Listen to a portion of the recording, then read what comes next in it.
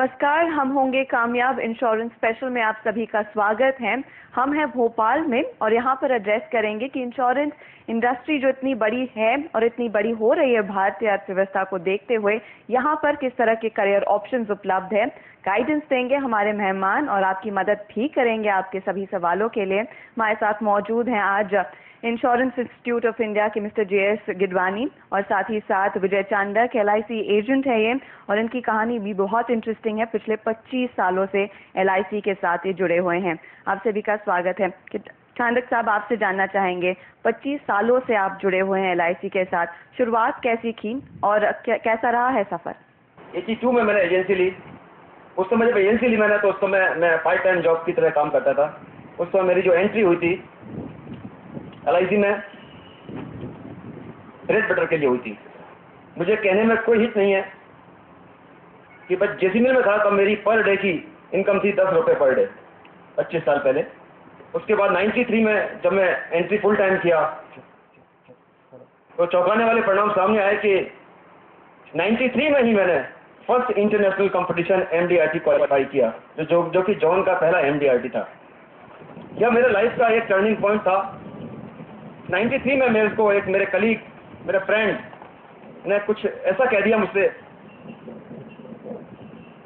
कि विजय यार, तुम क्या काम करते हो यार, कोई अच्छा काम करो जिससे इज्जत बने तुम्हारी। और उसी दिन मैंने अपनी प्रण कर लिया, कमिटमेंट किया मैंने, भगवान को साक्षी मानकर मैंने कहा कि नहीं, मैं इसी प्रोफेशन को आगे बढ़ा के दिखाऊंगा।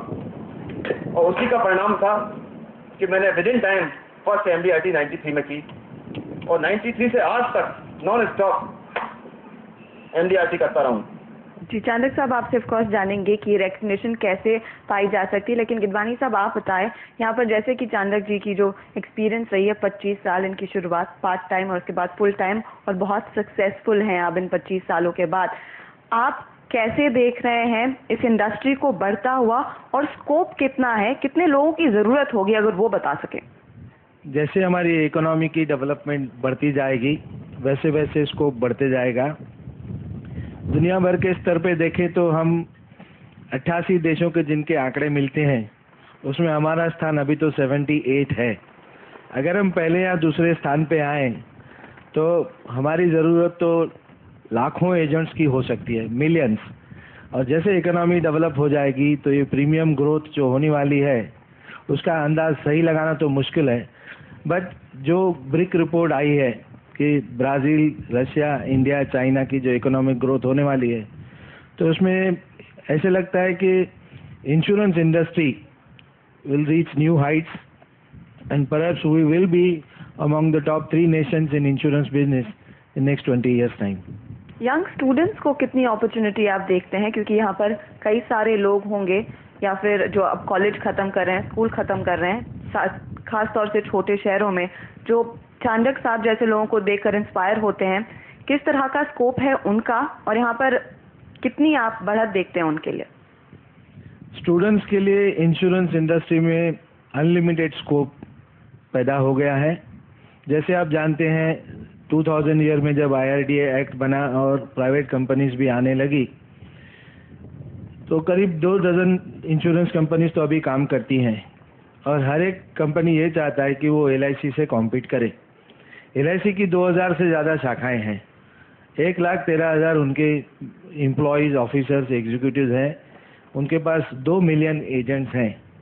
अगर हर कंपनी इसी स्तर पे काम करना चाहती है तो जाहिर है कि लाखों लोगों को एम्प्लॉयमेंट अपॉर्चुनिटीज़ इंश्योरेंस इंडस्ट्री में मिल सकती है। इंश्योरेंस इंडस्ट्री में 2 टाइप के मेनली जॉब फोकस हैं।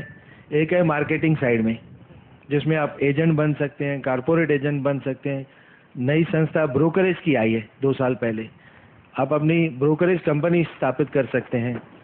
There are other intermediaries general insurance business में हैं, सर्वेयर्स हैं, लॉस असेसर्स हैं, आपके मेडिकल एग्जामिनर्स की ज़रूरत पड़ती है लाइफ इंश्योरेंस बिजनेस में, हेल्थ इंश्योरेंस में थर्ड पार्टी एडमिनिस्ट्रेटर्स हैं, हॉस्पिटल्स चाहिए। तो इसकी ग्रोथ जो है वो इतनी होने वाली है, इसका अंदाज हम आज तो नहीं लगा सकते। विजय जी, अगर आप हमें बताएं कि किस तरह के लोगों की ज़रूरत है जब आप LIC एजेंट की बात करते हैं या फिर इस पूरी इंडस्ट्री में, क्योंकि ये एक मूल कड़ी होती है लोगों से और इंश्योरेंस कंपनियों के बीच किस तरह की लोगों की ज़रूरत है, स्किल्स कैसी चाहिए होती हैं? निगम के लिए और कस्टमर के लिए एजेंट जो सेतु का कार्य करता है, एक मीडिएटर है। निगम की तरफ से वह लॉयल रहना चाहिए और कस्टमर की तरफ से भी लॉयल रहना चाहिए। निगम की तरफ से लॉयल इसलिए रहना चाहिए कि फर्स्ट क्लास जिनकी हेल्थ हो उन्हीं का इंश्योरेंस करना चाहिए, जिससे कि और जो पॉलिसी होल्डर हैं वो सफर ना हो, और क्लाइंट की तरफ से उसको बेस्ट सर्विसेज दें, बेस्ट सर्विस प्रोवाइड करें। यह एक एजेंट की ड्यूटी है, क्योंकि बिना सर्विसिंग के एजेंट को बिजनेस नहीं मिलने वाला। अगर एजेंट प्रोफेशनल वे में काम कर रहा है और उसका फुल टाइम जॉब है तो sky is the limit. Keeravani साहब, हम बात कर रहे थे किस तरह की प्रोफेशनल स्किल्स की रिक्वायरमेंट होती है। यहाँ पर चाणक्य साहब भी कह रहे हैं कि ट्रेनिंग बहुत अहम रही है इनके करियर ग्रोथ के लिए। किस तरह के यहाँ पर कोर्सेज अवेलेबल हैं, कौन कौन से इंस्टीट्यूट्स ट्रेनिंग देते हैं, प्रोफेशनल ट्रेनिंग देते हैं स्टूडेंट्स को? आपको 4 चीज़ों की ज़रूरत है, जिसको हम कैश फार्मूला कहते हैं। कैश की स्पेलिंग है KASH। पहली K जो है stands for knowledge, A stands for attitude, S stands for skill, H for habits. जब से रेगुलेशन आया है तब से रेगुलेटर ने कहा है कि 100 कलाक की ट्रेनिंग ज़रूरी है। ये ट्रेनिंग देने के लिए उन्होंने इंस्टीट्यूट्स को रिकॉग्नाइज किया हुआ है। ये इंस्टीट्यूट 2 प्रकार के आते हैं। एक तो इंश्योरेंस कंपनी खुद अपने ट्रेनिंग सेंटर्स बनाती है, LIC है, GIC है, थोड़ी प्राइवेट कंपनीज भी अपने एजेंट्स को खुद ट्रेनिंग देती है। हमारी 91 एसोसिएटेड इंस्टीट्यूट्स हैं देश भर में, और कैंडिडेट अभी तो ऑनलाइन भी रजिस्टर कर सकता है। और हमारे कोर्सेज की फ़ीस इतनी कम है कि ये हर एक के कंट्रोल में है, वो इतने पैसे खर्च कर सकते हैं। हमारे लाइसेंसेड एग्ज़ाम में 3 सब्जेक्ट होते हैं, principles of insurance, practice of life insurance और प्रैक्टिस ऑफ जनरल इंश्योरेंस। वो ऑप्शन सेलेक्ट कर सकते हैं। तीसरा है इंश्योरेंस बिजनेस एनवायरनमेंट। ये 3 सब्जेक्ट की परीक्षा जब वो पास कर लेते हैं तो उन्हें लाइसेंसेड का सर्टिफिकेट दिया जाता है। इसके लिए वो हमारी कोई भी 91 इंश्योरेंस इंस्टीट्यूट्स की एसोसिएटेड इंस्टीट्यूट में जा सकते हैं। उनको एक बार लाइफ टाइम मेंबरशिप फ़ी 300 रुपये देनी होती है, 100 रुपये रजिस्ट्रेशन फ़ी, और एक पेपर के लिए 150 रुपये एग्जामिनेशन फ़ी है। वो खुद पढ़ सकते हैं, और कई जगह लोकल इंस्टीट्यूट्स हमारी ट्रेनिंग क्लासेस भी करती है। लाइसेंसेड पास होने के बाद वो एसोसिएटशिप परीक्षा दे सकते हैं, जिसमें 6 सब्जेक्ट्स होते हैं। एसोसिएटशिप में हमारी एक ब्रांच लाइफ इंश्योरेंस है, मरीन इंश्योरेंस दूसरी ब्रांच है जनरल इंश्योरेंस के लिए, फायर इंश्योरेंस एक तीसरी ब्रांच है, मिसलेनियस ब्रांचेस हैं। वो कैंडिडेट खुद सेलेक्ट कर सकते हैं कौन सा ऑप्शन उसको एक्सरसाइज करना है। उसमें उसको इंश्योरेंस इंडस्ट्री का पूरा ज्ञान मिल जाता है। हमारी हाईएस्ट क्वालिफिकेशन है फेलोशिप, जो हम एसोसिएटशिप के बाद प्रदान करते हैं। उसमें भी 6 सब्जेक्ट्स हैं। 4 विषय मैनेजमेंट से जुड़े हुए हैं, human resource management, accountancy, marketing, risk management. But 2 technical subjects भी हैं, mathematical basis of life insurance, जिसमें हम एलिमेंट्स ऑफ एक्चुअल साइंस पढ़ाते हैं। वो तो इंश्योरेंस बिजनेस की सोल है। चाणक्य जी, आपसे ये समझना चाह रहे थे, यहाँ पर एक चीज़ उन्होंने कही एक्चुअल साइंस की, मैथ्स की, स्टैटिस्टिक्स की। आपके पर्सनल एक्सपीरियंस में वो कितना काम आया है? गणित में अच्छा होना, या आप कहेंगे दूसरी चीज़ें हैं भी जो काफ़ी हेल्प करेंगी? एक की कॉम्पिटेंस होनी चाहिए मैथमेटिक्स या फिर अकाउंटिंग, स्टैटिस्टिक्स में? हर लेवल पर जरूरत है ट्रेनिंग की, क्योंकि ट्रेनिंग से आज कोई भी प्रोफेशनल आदमी अपडेट हो पाता है।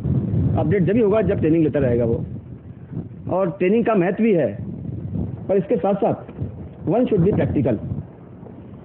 प्रैक्टिकल एस्पेक्ट में मैं एक एग्जांपल कोट करना चाहूँगा।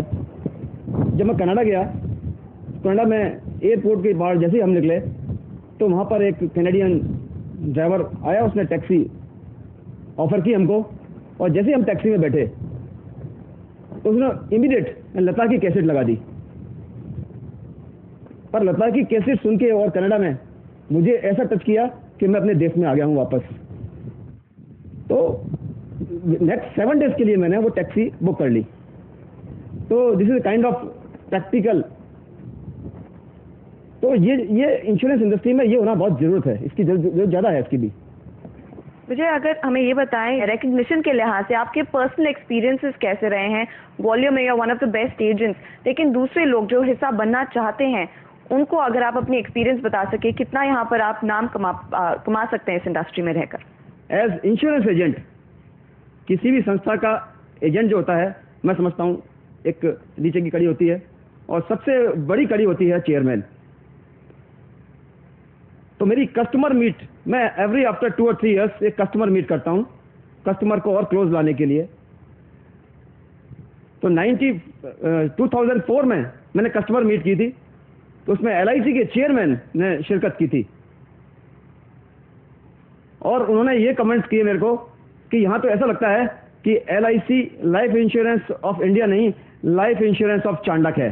के लिए आप यही कह रहे हैं मिस्टर चांडक कि ऑनगोइंग प्रोसेस है ट्रेनिंग की, आप पहले भी आते हैं कुछ सीख के आते हैं और जैसे जैसे आप करियर में बढ़ रहे हैं तब भी सीख ही मिलती है, चाहे वो सेमिनार्स के जरिए हो, अपने दूसरे क्लाइंट्स के जरिए हो या फिर दूसरे अपने कॉलीग्स के जरिए हो। बहुत बहुत धन्यवाद आपका हमारे लिए समय निकालने के लिए। तो ये था हमारे 2 शहरों का एपिसोड जहाँ पर हमने ये जानने की कोशिश की है कि कितना एक्साइटिंग है ये पूरी इंडस्ट्री, किस तरह के करियर ऑप्शंस हैं और आप कैसे हिस्सा बन सकते हैं इस इंडस्ट्री का, इंश्योरेंस इंडस्ट्री का। अगले हफ्ते मुलाकात होगी एक और शहर।